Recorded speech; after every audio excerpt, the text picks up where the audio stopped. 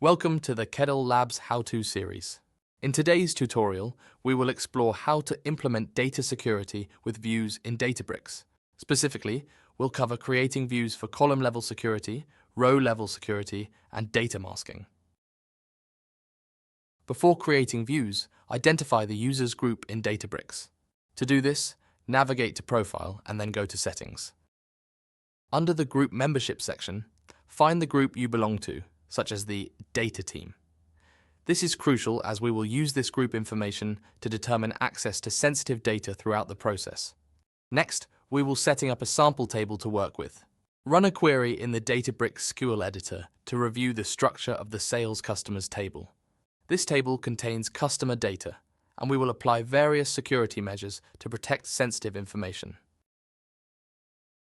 Now, let's create a view that hides sensitive columns data like the email and phone number based on the user's access level.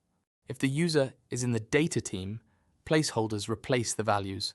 Otherwise, the original values are shown. Next, to verify column-level security, we will run a query to ensure sensitive data is properly masked or hidden.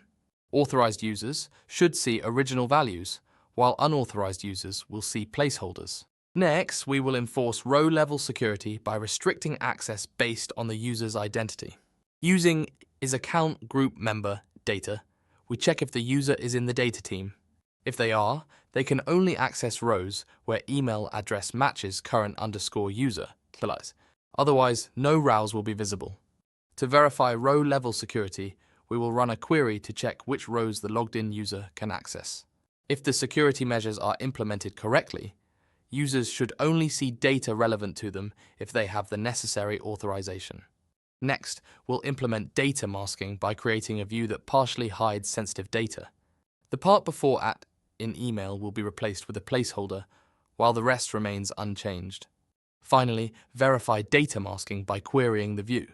If implemented correctly, unauthorized users should see masked data instead of original sensitive values. Stay tuned for more tutorials on Databricks. Thanks for watching.